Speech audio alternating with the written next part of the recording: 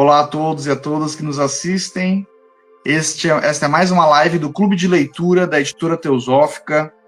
Hoje, então, estamos com o Ricardo Lindemann, que vai falar sobre o 17º capítulo do livro Educação Transformadora, publicação ali, ó, ele está em mãos ali o livrinho também, publicação da Editora Teosófica, de autoria do Vicente Rauchin Júnior.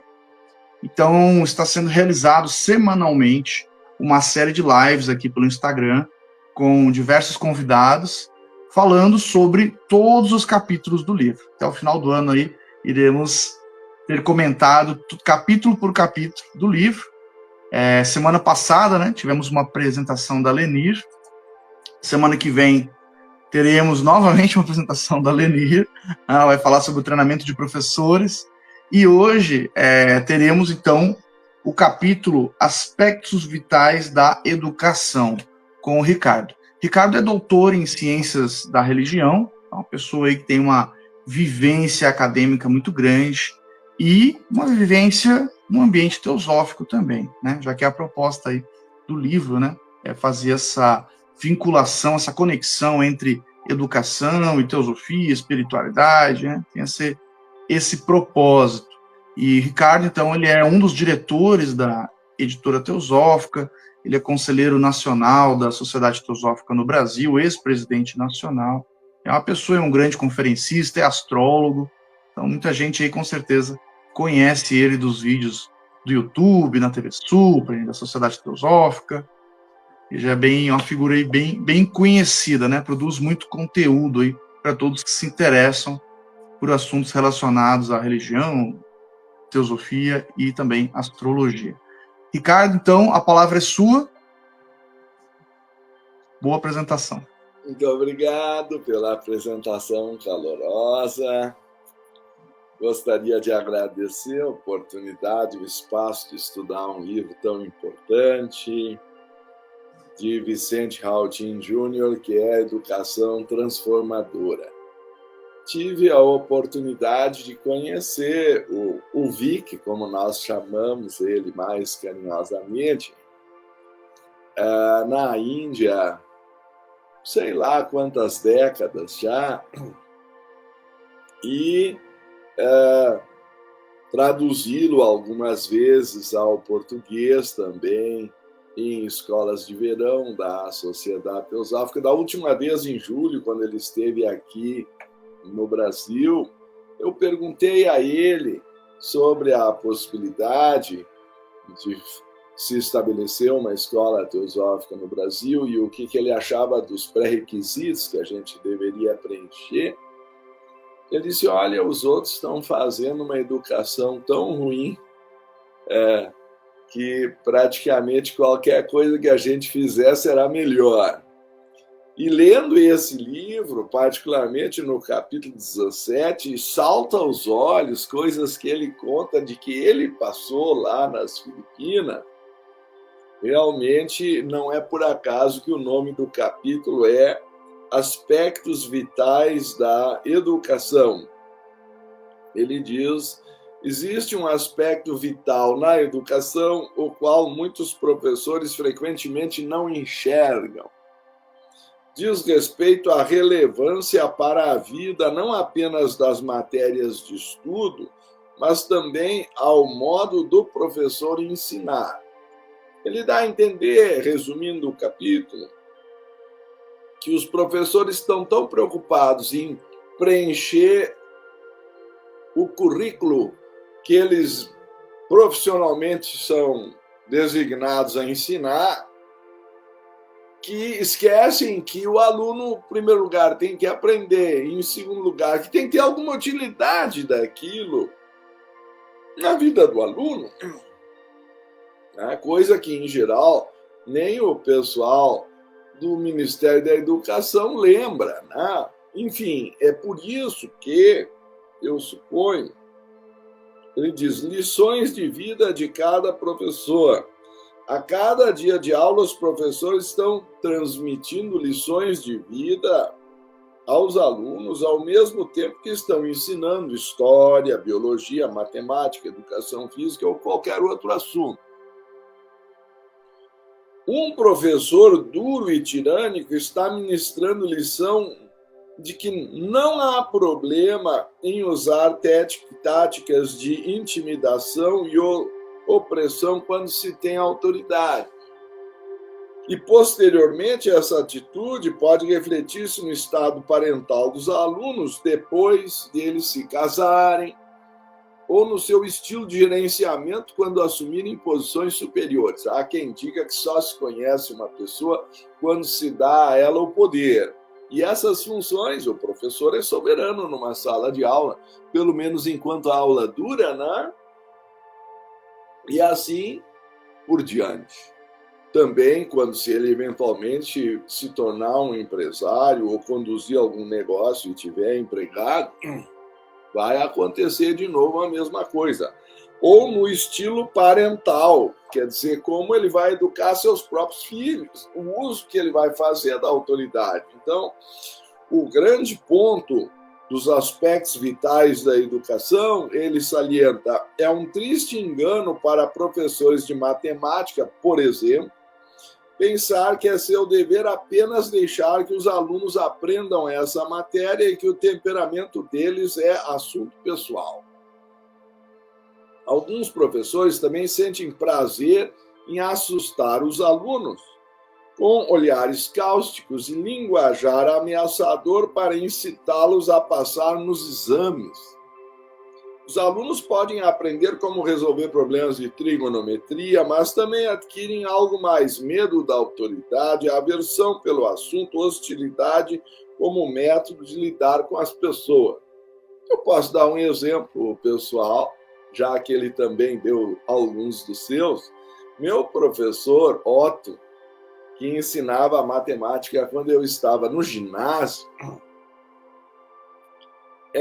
usava um guarda-pó branco, entrava na sala de aula, naquela época as pessoas levantavam para receber o professor, e ele fazia 2 sinais, ou assim, ou assim. E ele dizia, claro que esse exemplo é um contra-exemplo, eu diria, é o que não se deve fazer, mas eu fui educado assim, né? Então, ele, quando fazia assim, queria dizer separar as classes para a prova. E quando fazia assim, era só sentar. Como ele sempre dizia que matemática é uma ciência cumulativa e que só se pode acompanhar a matemática sempre, sob pena de não saber, né? Que o aluno sempre deve estar com a matéria em dia. Então, eu não ensinar matemática sem fazer a prova com data marcada, toda a prova será de surpresa para saber se o aluno está com a matéria em dia. Isso é o que ele está dizendo aqui, não é? Que linguajar ameaçador para incitá-los a passar nos exames. Quando ele fazia esse movimento, todo mundo gelava porque sabia que a prova ia ser naquele momento. Ele também dizia, matemática é uma ciência cumulativa, ou se sabe tudo ou não sabe nada. Então, eu só tenho 2 notas, erra ou 10. E aí era um monte de 0, e um que outro tirava 10. Como eu tinha facilidade com matemática, eu suponho que me afetou menos. Mas alguns amigos meus criaram um horror tão grande pela matemática com esse sistema, e para depois compensar o número de zeros, ele mandava o pessoal ao quadro. E aí ele passava uns exercícios para dar alguns pontos. O meu número era 54. Ele nem sabia o nome das pessoas, só o número na lista de chamada. Ele era um ser numérico. Tá? Então, mandava a gente para o quadro, faça o exercício tal. Aí fazia o exercício no quadro, claro, na frente de toda a turma. Aí ele dizia, pode sentar, número 54. 55 vai ao quadro. Aí o 55 ia lá, tá? E mandava corrigir o que o 54 fez. Aí corrigia. Aí dizia 55, conseguiu corrigir um exercício, estava certo. Então, 55 ganha 0, 54 ganha 10. Então, era uma coisa assim, ele ainda passava um X no quadro, um giz vermelho, ele parecia que tinha um sorriso ao fazer aquilo. Então, havia um certo sadismo na maneira de ensinar matemática, que já é, em geral, o terror da maioria das crianças. Então, eu sou fruto de um sistema educacional que conhece muito bem o que o autor está dizendo na página 177. E é justamente o que não se deveria fazer. Por isso que o aspecto vital da educação começa aqui com a alegria de viver, nessa mesma página. O professor deveria, enfim, transmitir isso ao aluno e, principalmente, o interesse em aprender, né? A atitude de aprender a matéria. Página 178, ele diz: a atitude do professor quanto à matéria está sendo ensinada influencia o modo como os alunos a veem. Quando o professor não é entusiasmado ou lhe falta paixão, os estudantes tendem a refletir essa atitude. Ora, eu sou professor de filosofia, fiz licenciatura no MEC e dei aula no Instituto de Aplicação da Universidade Federal do Rio Grande do Sul para aquilo que na época se chamava, então, de séries finais, eu acho, no ensino fundamental, ou não sei se já era segundo grau, era essa zona de adolescentes. E eu me lembro que a primeira aula que eu dava era de pensamento pré-filosófico, como chamam às vezes a mitologia e a astrologia, e já sorteava um mapa astral para a garotada, interpretava lá. Então, o pessoal gostava das minhas aulas, porque pegava eles pela emoção, pelo entusiasmo. Mas nunca tive problema com adolescente em sala de aula, porque se a gente transmite a alegria de viver e, acima de tudo, gosta do que está ensinando, eu acho que o professor fez a parte dele. O aluno vai ou não desenvolver mais aquele assunto depois, mas pelo menos ele não desenvolve uma aversão pelo assunto, senão que, se o professor transmitir esse entusiasmo e essa alegria de viver, o próprio aluno, oportunamente, se tiver vocação para aquele assunto, vai desenvolver, por seu próprio interesse, a continuidade daquele estudo. Ele dá um exemplo pessoal dele. Certa vez tive uma professora de música na escola primária que nos exigiu memorizar diferentes teclas, F, G, etc., e a sequência G, D, A, E, B, F e jogo da velha, etc. Tínhamos de saber o que era a clave de G, uma barra, um intervalo de quarta, e passávamos ou éramos reprovados conforme conseguíssemos responder as perguntas sobre essas coisas na prova. Agora, imagine, justo música, que é um assunto que poderia ser transmitido com o coração, que deveria tocar o coração, era quase ensinado como se fosse matemática ou português lendo partitura. Lembro-me de que eu estava começando a me desgostar pelo assunto à medida que o semestre ia avançando. E então, certo dia, a nossa professora adoeceu e não pôde ensinar. Foi a libertação dele. Um professor de matemática a substituiu. Com um sorriso no rosto e um modo entusiástico, ele nos levou a cantar alegremente. Depois explicou que a canção era ritmo 4/4 ou 3/4. Ou 3/4, 4/4 ou 3/4. Primeiramente, ele tentou transmitir e incutir a alegria de cantar e, por último, o caráter técnico. Então, ele começou justamente pelo amor ao que se está ensinando. E depois ele ensinou os elementos técnicos, talvez a leitura da partitura, etc. Embora ele nos ensinasse apenas 1 ou 2 dias, esse professor substituto influenciou-me no meu interesse amador por música. Despertou nele alguma coisa, o Vic, né? Foi despertado dessa forma.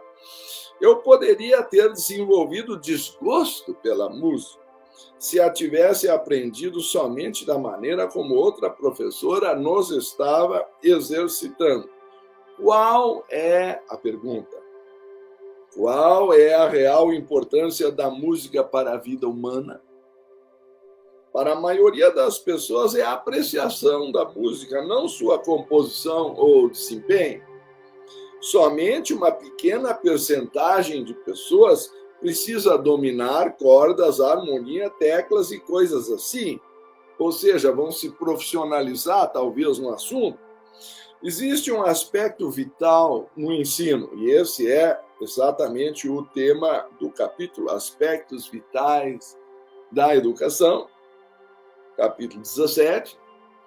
Não é apenas uma questão de atender às exigências do plano de aula, conhecer diferentes chaves musicais, é muito menos importante do que desenvolver o amor pela música. Afinal, quantos alunos numa turma do 6º ano eventualmente se tornarão músicos profissionais? Essa é a grande pergunta. E isso vale para a matemática, para o português, enfim. Até que ponto eu vou necessitar daquilo? Eu fiz engenharia, a minha matemática tinha que ser perfeita, mas talvez para o outro uma média razoável seja suficiente. Se ele não for se especializar em áreas exatas, eu preferiria muito mais deixar que eles reprovassem nos aspectos técnicos da música e aprendessem a amar a música, do que passassem provas de música e desenvolvessem desgosto por ela.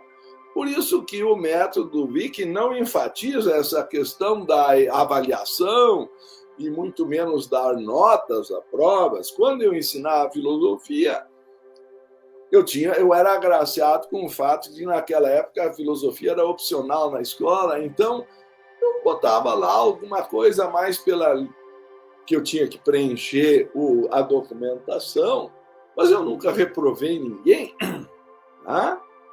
A não ser, talvez, quando o aluno estava totalmente ausente, mas aí já era um problema da secretaria, não era meu, ele não frequentava, né? Então, amor pelo aprendizado, o amor de aprender sobre uma matéria é muito mais importante do que aprender fatos ou fórmulas. No primeiro caso, os alunos se tornarão automotivados. Quer dizer, a pessoa mesmo quer aprender mais, ela pegou gosto pelo assunto. E é isso que o professor, acima de tudo, deve fazer. Eu acho que o livro é encantador por esse motivo, porque ele nos incentiva a entender qual é o sentido da aprendizagem. No último, ou seja, quando eles têm que só decorar fatos e fórmulas, tenderão a estudar apenas para passar nas provas e depois estarão prontos para deixar a matéria de lado e esquecê-la, e assim que o semestre terminar. Eu conheci colegas meus que tinham uma memória mais ou menos fotográfica, iam bem relativamente na prova, estudavam às vezes de véspera, mas já no dia seguinte, não é nem no fim do semestre, no dia seguinte já nem lembravam mais do que tinham posto na prova. Então, qual é o intuito do ensino-aprendizagem? Esse conhecimento torna-se virtualmente inútil na vida da pessoa, certo? Quando os professores estão por demais absortos com o cronograma das aulas, ele chega a dizer hipnotizados com esse resultado, tendem a apressar e pressionar os alunos sem os colocar num estado mental favorável para absorverem e aprenderem, e não lhes interessa despender tempo em despertar-lhes o interesse, em mostrar o aspecto talvez útil, ou pelo menos o encanto, a beleza do assunto, eles consideram tais esforços como perda de tempo, tempo que poderia ser dedicado a cobrir o conteúdo exigido. Aí vira um problema só de cronograma. Na vida, esse modo de aprender é contraproducente. Essa é a grande conclusão, não é? Os alunos não aprendem como aprender. Essa frase merece ser sublinhada. Os alunos não aprendem como aprender. Quer dizer, terminou a prova, eles não têm mais interesse, não vão continuar. Eles, às vezes, desenvolvem aversão ou mesmo fobia pela matéria. E quando se tornam profissionais, professores ou executivos, nutrem complexos de inferioridade quando se trata de campos particulares, tais como matemática, linguagem, ciência e etc. E aí ele tem o final do capítulo intitulado Percepção do Propósito do Aprendizado, que toma apenas umas 3 ou 4 páginas, na verdade 3,5, onde ele conta uma história pessoal dele que eu achei, me perdoem, uma coisa inacreditável. Eu estudei num ginásio chinês nas Filipinas, onde havia currículos paralelos em inglês e chinês. Os assuntos em inglês filipinos eram satisfatórios e conseguíamos entender as lições. O problema era o que vinha em chinês. Né? O currículo e os livros didáticos chineses, porém, eram totalmente replicados dos que eram usados nas escolas regulares de Taiwan. Os alunos de Taiwan falam e escrevem em chinês, assistem à televisão e aos filmes em chinês, respiram e sonham em chinês, e certamente seus livros didáticos chineses foram projetados para seu nível de compreensão da língua chinesa. Isso não se aplica às Filipinas, onde quase ninguém fala mandarim em casa, embora muitos usem o dialeto fujiano, e nenhum único aluno escrevia letras chinesas. Assim, o conteúdo dos livros didáticos estava além da nossa compreensão e não conseguíamos entendê-los. Agora, vocês imaginem que barbaridade recebeu um material didático que o aluno nem consegue ler. Sendo assim, o que faziam os professores? Eles escreviam perguntas e respostas dos textos no quadro negro para cada matéria e nos pediam para copiá-las em nossos cadernos. E entendíamos as perguntas e as respostas? Não. Pelo menos a maioria de nós. E durante a prova, nossa tarefa era responder às perguntas baseadas no que copiamos palavra por palavra, ou seja, apenas o que nós chamamos de decoreba, memorização pura e simples. Assim, nossos alunos de honra eram aqueles que eram super memorizadores, mesmo contando um número de palavras nas respostas, prontas para assegurar que eles tinham reproduzido de modo absolutamente correto nas folhas das provas e quase sempre tiravam notas máximas. Para quê? Para as honrarias e notas. Aprendemos a falar, ler e escrever chinês? A maioria de nós não. Aí conta, isso foi há mais de meio século, mas e o que acontece agora? Aí conta uma história reversa de que ele foi chamado para ensinar inglês lá na China, onde professores que estavam na escola estudavam há 8 anos o inglês e não dominavam, não conseguiam se expressar. Ele diz, recentemente fui convidado para auxiliar 2 escolas na China a melhorarem o curso da língua chinesa. Desculpe, correção, da língua inglesa para chineses, né? Porque os resultados eram deploráveis. E quando terminaram o ensino fundamental, os alunos tinham estudado inglês por mais de 6 anos, mas quando eu assumi as turmas mais adiantadas, descobri que os alunos mal conseguiam entender ou falar a língua, depois de 6 anos de estudo. Eles tinham livros, texto razoavelmente bons, mas o que eu notei foi que os professores se sentiam obrigados a esgotar todo o conteúdo do livro dentro de um determinado período, como preparação para os exames finais. E tanto os professores quanto os alunos estavam imersos no objetivo de passar nas provas e não em aprender como usar o inglês como segunda língua. Bom, para não fazer o mesmo erro, não é? Que ele mesmo está indicando, esse aqui é o último capítulo, deixo vocês lerem os exemplos. Ele só ainda acrescenta na página 183, porque os jovens estudantes não conseguem se interessar por história. Ele estava dando outro exemplo, que a história era ensinada somente por datas e nomes, que as pessoas tinham que decorar. Enquanto se interessam por contos de fada de Anderson ou pelo destino de Harry Potter. A culpa, receio, é principalmente do professor e a visão que a escola tenha a respeito da história como matéria. Então, aí ele dá um outro exemplo de que o professor não sabia botar entusiasmo na história humana, que é uma coisa viva, e só reduzia a questão das provas e saber nomes e datas. Se o sistema escolar considera a história como algo para passar nos exames, então a preocupação é entulhar fatos na cabeça dos próprios alunos em preparação para os exames.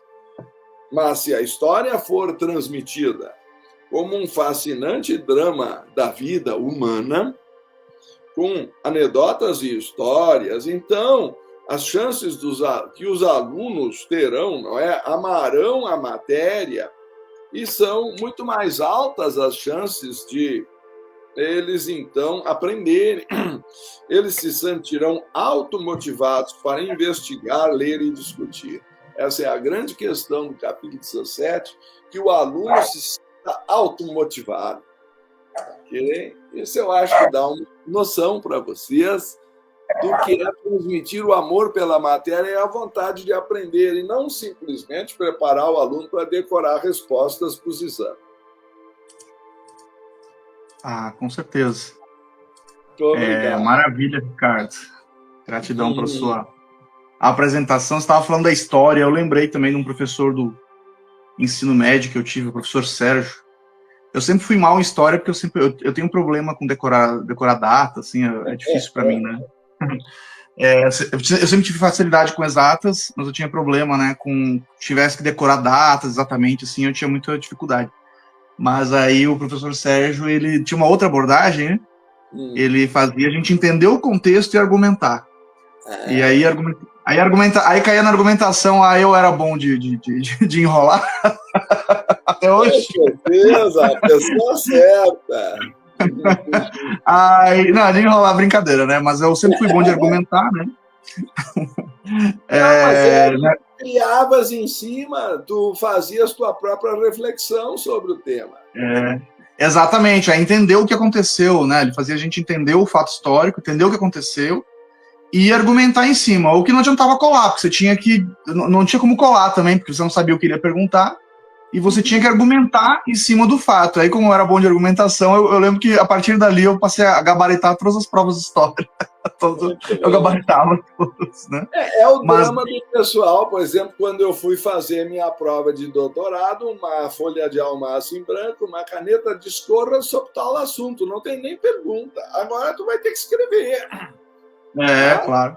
Agora, o pessoal se acostumou com o X e aí vai escolhendo a escolha múltipla, mas isso não garante que a pessoa aprendeu o assunto. Não, com certeza. Prova não prova nada, né? Embora muitas vezes, eu que estou em sala de aula, sei que muitas vezes é um instrumento necessário, né? É uma ferramenta, né? Que se utiliza avaliativo. Eu, particularmente, eu evito usar prova, mas em alguns casos, quando eu tenho um conteúdo mais teórico, que eu quero que eles estudem, né? Aí dá aquela facilitada, a prova é com consultas. Professor, mas pode consultar. Gente, eu quero que vocês revisem a matéria, eu não quero, entendeu, prejudicar vocês. Eu quero que vocês olhem para a matéria e vocês entendam o que vocês estão lendo, né? Depois do professor Otto, a natureza trouxe o jogo do pêndulo e veio o oposto, o bolinha. O bolinha era redondinho, usava camisa cor-de-rosa, isso naquela época, tu pode imaginar, no Rio Grande do Sul. Aí, então, eu só tinha sempre aquela aluna que ficava do lado de fora para dar um aviso no corredor. O bolinha está chegando, ele veio de rosa. Aí já era uma festa dentro da sala de aula. E ele passava a prova com consulta. Conclusão, eu passei toda a minha turma na prova final de matemática no 4º ano, que tinha a amiga geminiana que botava papel carbono, eu nem sei se o povo ainda sabe o que é isso, copiava as minhas questões, copiava, é um papel copiador. Distribuía, porque era consulta, o pessoal botava dentro do livro e ainda reclamava: ô Denise, capricha mais que a gente não entendeu a questão número 4. Eu passei a turma inteira. Aí já burlou o sistema, né? Mas eu estou querendo te mostrar como foi de um extremo para o outro. O professor Otto era 0 a 10, com o outro liberou geral. Eu acho que não é nenhuma coisa nem outra, tu entendes? O sistema fica botando. E quantos aprenderam matemática? Essa é a pergunta, afinal, que o capítulo faz. Sim. Claro que a minha vivência é diferente, né? Que eu trabalho em ensino técnico, né? Então é tudo muito prático, né? A gente trabalha com projetos, então é diferente. Ou você sabe fazer ou você não sabe fazer, né? Então não tem muito meio termo, né? Você tem que desenvolver algo, né? Por isso que não se usa tanto o método de provas.